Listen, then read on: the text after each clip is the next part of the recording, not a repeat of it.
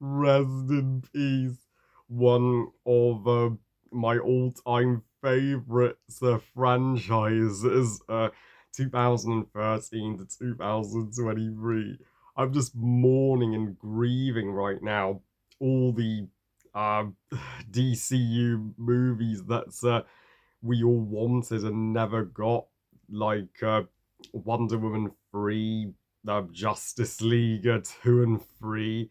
I mean, the list goes on. As I just wish I could step into Warner Brothers and DC's office and just be like, okay, just uh, let me get a script going, let me direct, and let me produce. I will make the I will help the DCU continue if you just give me a chance. But here we are, and in James Gunn, I will trust for now.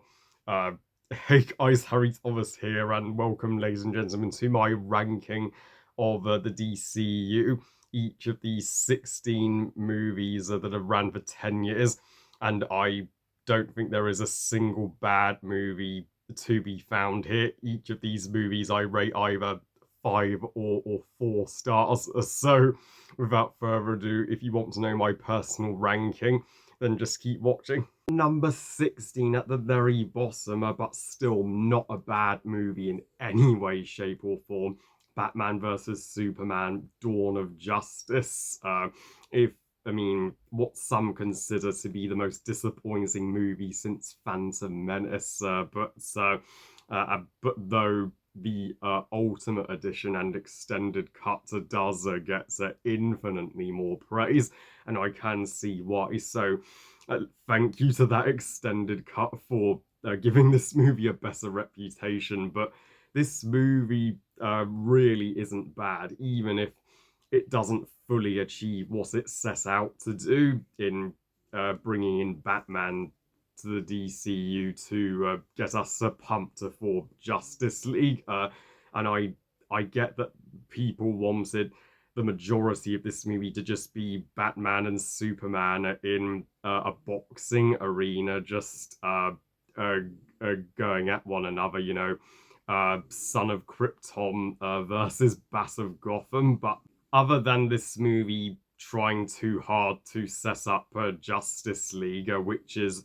what makes it my least favorite, the DCU, is that it does have the least identity of its own of all the installments, but there is still some awesome shit in this movie. I mean, Ben Affleck, I still stand by Batfleck. He's still the most underrated Batman, and Jeremy Irons is still makes for my favorite Alfred, and sorry Andy Serkis, and and it continues Henry Cavill's storyline as Superman rather well, focusing on how the world is split between seeing him as a god and a savior, or the destroyer of humanity, and the continued relationship between Lois and his mother Martha is still beautifully done. So it does feel like a decent Man of Steel sequel, and Hans Zimmer's score, oh, absolutely beautiful, especially the opening theme, Beautiful Lies, and yeah, the destruction of Metropolis from Bruce Wayne's point of view. Now that is a dramatic way to open the movie, and even Gal Gadot makes a kick-ass intro as Wonder Woman, and I don't think Lex Luthor and Doomsday were that bad as antagonists. And at number 15, I know I'm going to put this movie far lower than most, but Blue Beetle, my least favorite of the 4 DC movies this year, but still a surprisingly heartfelt and family-centered origin story for a DC hero I had no clue existed until now. It helps when you have Miguel from Cobra Kai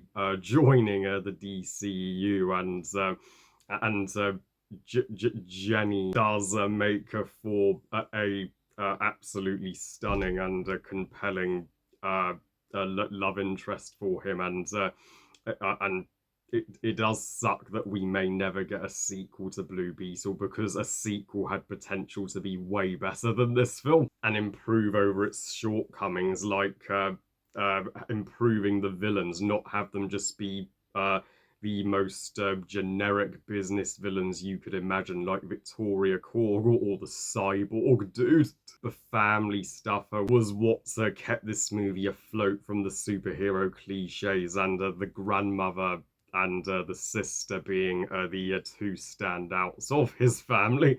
At number 14, and at number 14, a criminally underrated entry in the DCEU, and the first of the Suicide Squad duology, Suicide Squad. First DCU movie not to be directed by Zack Snyder, but what is there to hate about this movie? I wish the fans would stop being so unkind to it. It's a superb introduction to the most badass and team of anti-heroes you will ever see or put to film, and Margot Robbie as Harley Quinn, mwah, perfect, just perfect.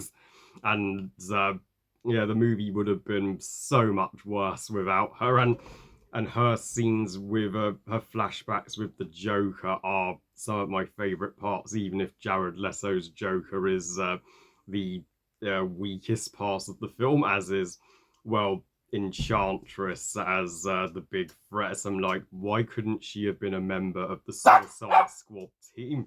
The other cast members, from Will Smith as Deadshot, Jai Courtney as Captain Boomerang, and Viola Davis and Amanda Waller, all freaking splendid.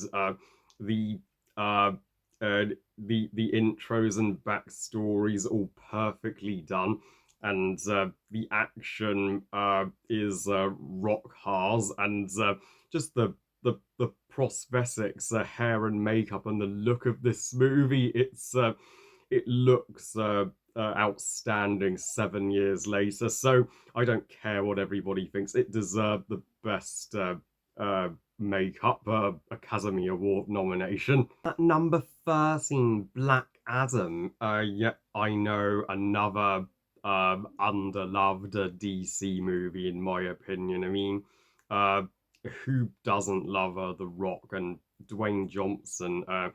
Yeah, he perfectly embodies uh, uh, a Tef Adam, uh, a superpowered demigod who uh, was the original Shazam years before Billy Batson. So this movie does serve as a highly entertaining spin-off to the Shazam duology, and though it is the weakest of the Shazam trilogy, and it's so it's so engaging to see Tef Adam be rehabilitated and learn to become a hero rather than a destroyer through the through our lead heroine and her son becoming like his family.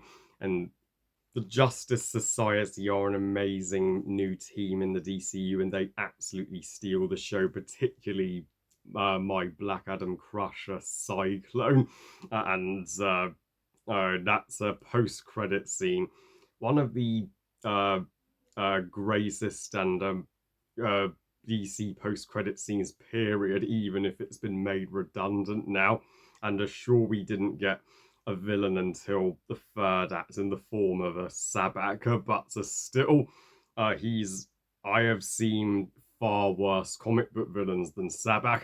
At number 12, Wonder Woman 1984, the vastly underrated and wonderful a sequel to my favorite superhero movie of all time. I mean, I will. I'm still perplexed by the sheer magnitude of the hate this one gets. It even got Razzie nominations.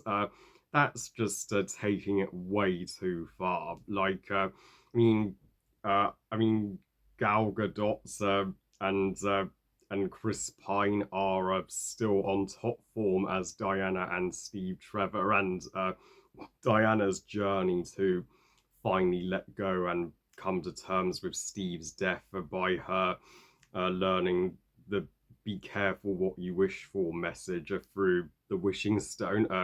Yeah, that was that was moving to watch as the trauma of losing the the true love of her life would of course take years to get over. She wouldn't get over it overnight. Christian Wiig as Cheetah and Pedro Pascal as Maxwell Laws, making for two terrific foes for Diana here. As uh, I do love their motivations, as Diana realizing what the stone would do to you if you wouldn't let it go, and she was attempting to make a well, Barbara and Maxwell renounce their wishes before it was too late, uh, and the 1980s period assessing is such a fun one, and we get some iconic callbacks to the Wonder Woman in the comics, like the invisible jet and having her fly, and even a post-credit scene where Linda Carter, the original Wonder Woman, appears as a uh, ancient Amazonian warrior who Diana wears the golden armor of. I mean, the fact that we never got a Wonder Woman 3 is the most, well, still the biggest disappointment for the DCEU. Like, at number 11, Josh Whedon's Justice League, or Justice League 2017. This is still a spectacular movie. I don't give a flying monkeys what the naysayers say. And I mean, you can love both versions of Justice League. I mean, they're both exactly the same movie, just one is a shorter. And if you want the shorter, more straightforward version, the more fun version with more vibrant colors, then this is the version for you. Even if Steppenwolf isn't as complex a character in this one, he's still gets the physical threats down to a T, and the uh, action and from the battle on Themyscira to the battle in Atlantis for the mother boxes, that's a still blows my socks off today. So I don't care. I was proud to support this one in cinemas at the time, and even Superman's and Henry Cavill's CGI'd out, so blurred out mustache was never that noticeable to me. And you can't deny, everybody knows is a opening that will never cease to make us cry at Superman's funeral. At number 10, the uh, a preferred version of Justice League by everybody, Zack Snyder's Justice League, the cut that the fans wanted from the get-go, and by a miracle, we got it. Snyder got to unleash his unedited, unaltered 4-hour cuts. I mean, damn, if you thought Avatar The Way of Water was pushing the runtime, you ain't seen nothing yet. Where his cut of Justice League would rival even Infinity War and Endgame in terms of scale, and uh, like this is clearly the darker version where characters like Cyborg and the Flasher gets well twice the development in the Justice League version. Stephen Wolfer's designer is even more menacing, and his motivations are clearer. And we get Darkseid, who was set up to be the big Thanos of the Snyderverse. At number nine, the one that started it all, Man of Steel. I mean, uh, uh, holy shit! 10 years later, this still remains my favorite Superman movie, and thank heavens that I am not alone now, and this movie has become way more loved and appreciated over time, as it has action scenes unlike anything we've ever seen before from a Superman movie. This was made at a time where, unlike in the Christopher Reeve movies, they can finally physically show Superman punch somebody, and his decision to kill Zod. I mean, yes, that was well, uh, that was a risk that paid off, as it showed Superman can't always save everybody. And Henry Cavill will always be my Superman. Amy Adams will always be my Lois Lane. Diane Lane will always be my Martha Kent. Kevin Costner will always be my Jonathan Kent. And even the Daily Planet characters were the necessary light relief we needed in Superman's darkest movie. Even though we didn't get enough of Henry Cavill as Superman in the DCU, and it's a bummer. Man of Steel 2 is no longer happening, and Henry Cavill will be recast. Uh, but Henry, uh, we will never forget all you've done. Thank you, man. At number eight, Shazam. At number eight, just say the words, Shazam. I mean, yeah, Shazam was a movie that I was so worried was not going to work, but I was eating my words when I watched it. I was like, damn, this really is uh, the a DC classic, like everybody says. It's a it's a such a fun tribute to old school superhero movies, and just uh, the bond that Billy has with the Shazamly, and realizes that they are his true family that truly care about him at the end of the day.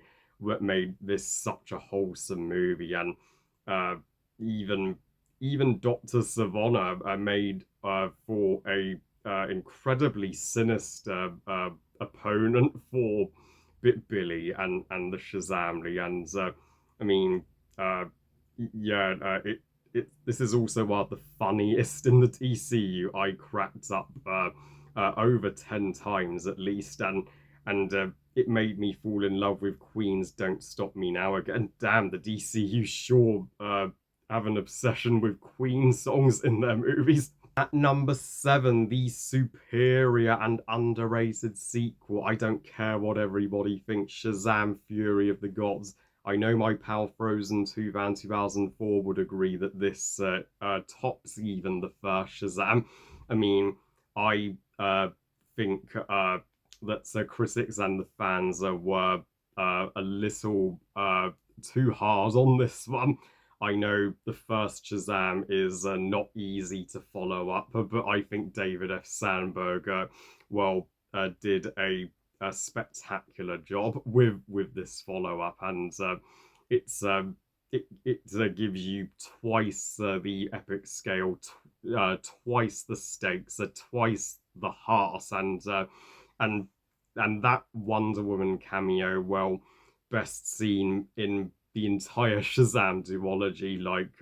I love that Wonder Woman cameoed in literally two of the DC movies this year. That was a gift from the gods, and the the daughters of Atlas are are even stronger villains than Dr. Sivana ever was, with Lucy Liu stealing the show of them, and Athena, played by the gorgeous Rachel Zegler. This was before her controversy, and this may be Rachel Zegler's best role, period. And yeah, her love story with Billy was the beating heart of this film.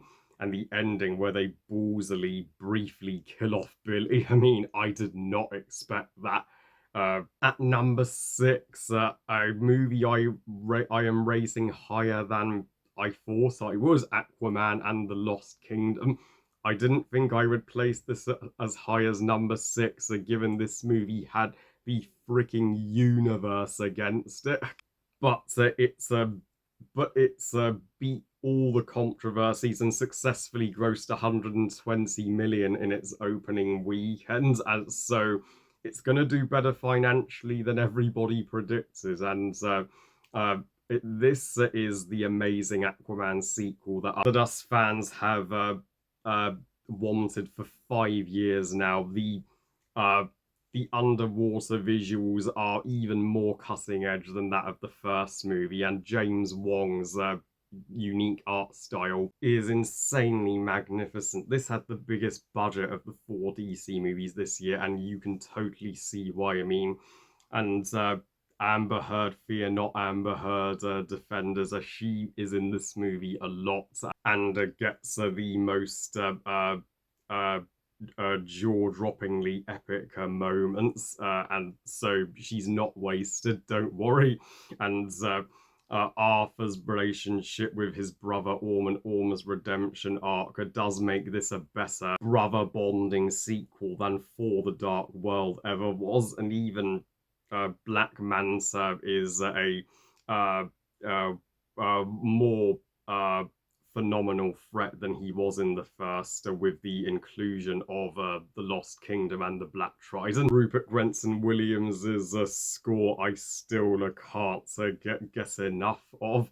I mean, uh, yeah, I'm a satisfied customer with this one. At number five, The Flash. I make no apologies for my sheer love of this movie. I mean, the Flash is uh, the one of the most relatable DC movies for me, with the uh, beyond a beautiful story of Barry traveling through time to save his mother and prove, his father's innocence. But yeah, it's a it's a movie that tells you that the past simply can't be changed, and we can't control everything that happens in life. And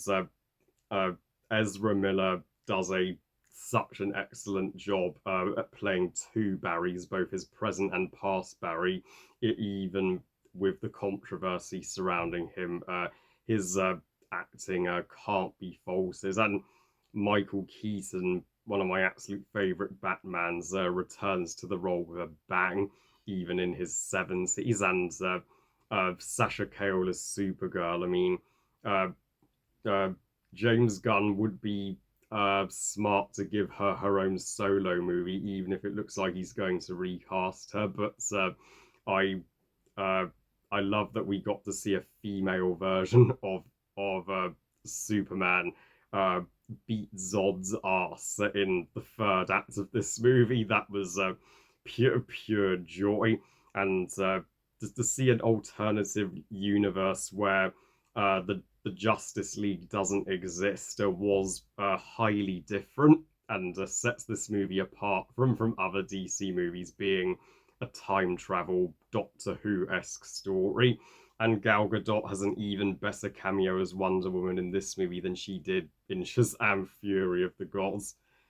At number four, The Suicide Squad. This seems to be seen as the magnum opus of the DCEU, and the one directed by the brand new CEO James Gunn.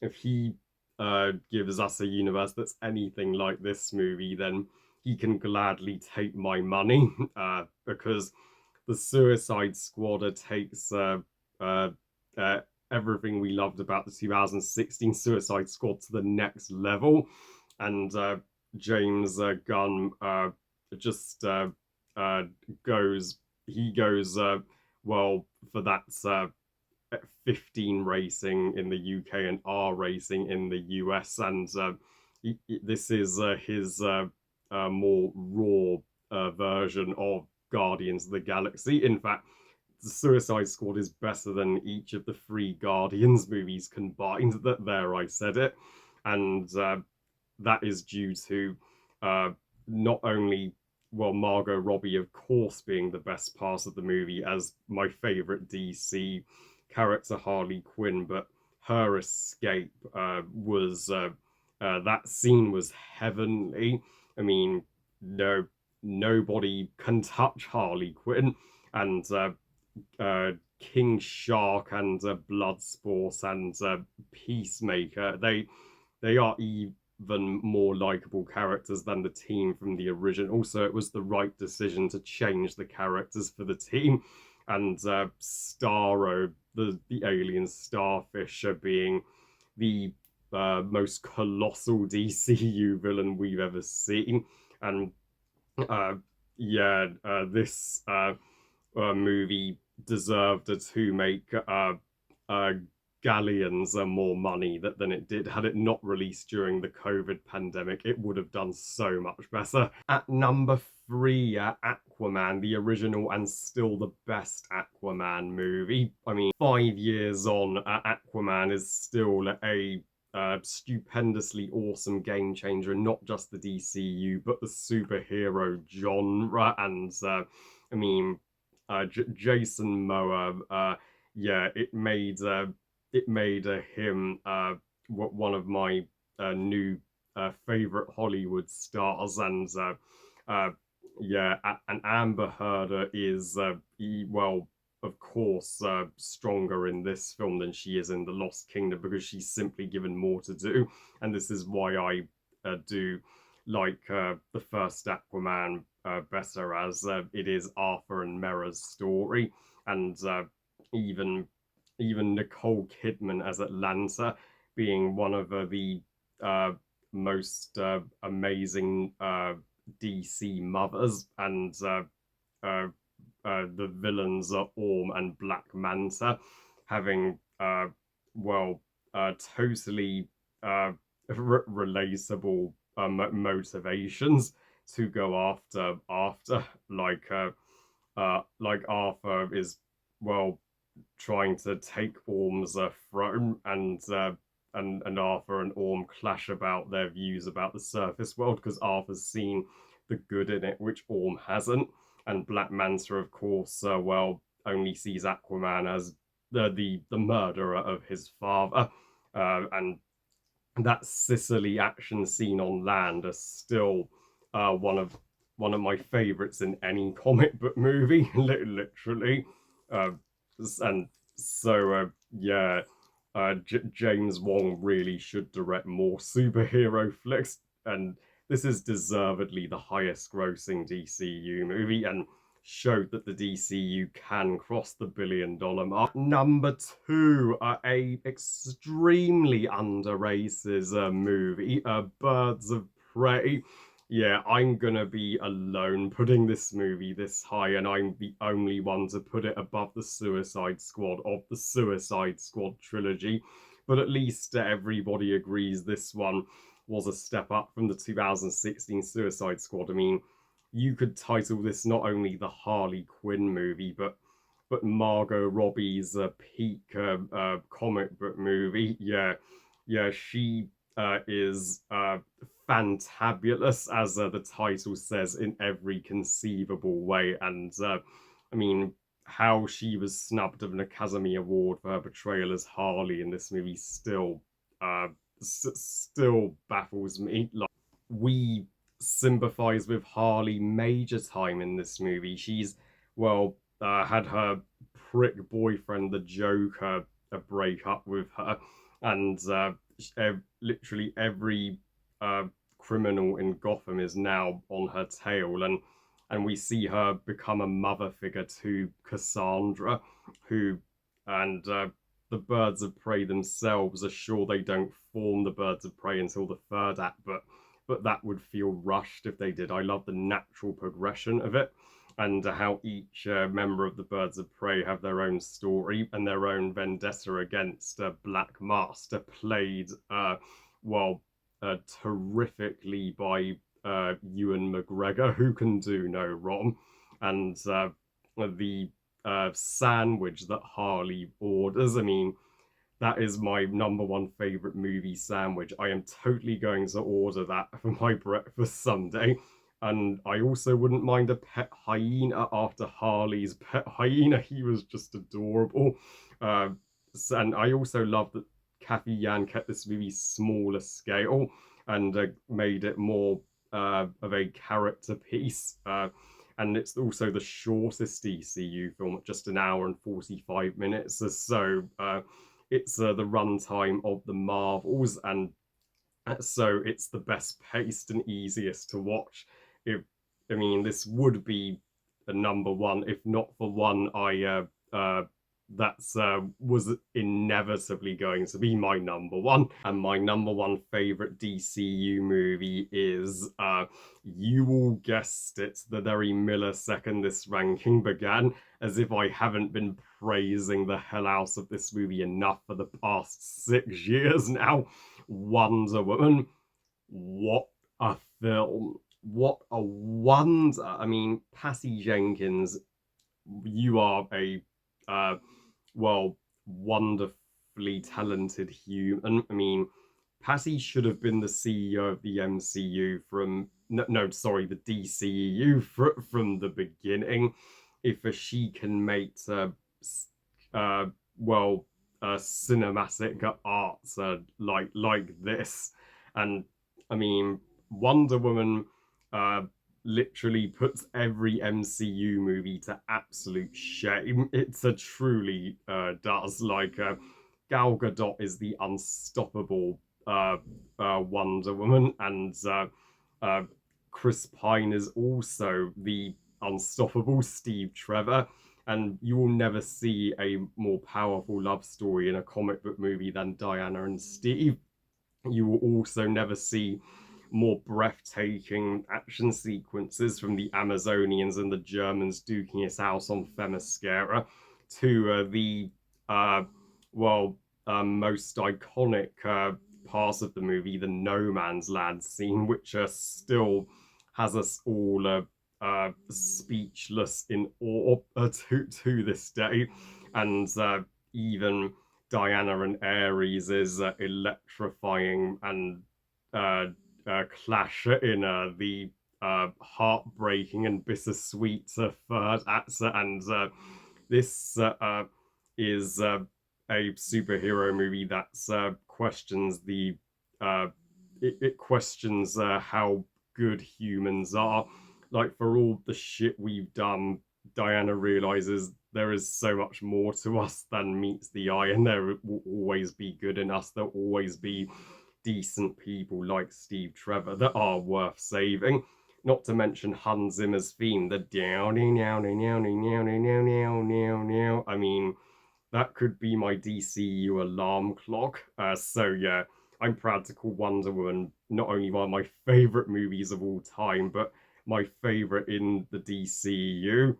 So that was my ranking of the DCU, and I will miss it so with all my heart. Uh, yeah, and also I hope you all had a very Merry Christmas. Yeah, here it is uh, sneak peek at my Christmas with my sister. Well,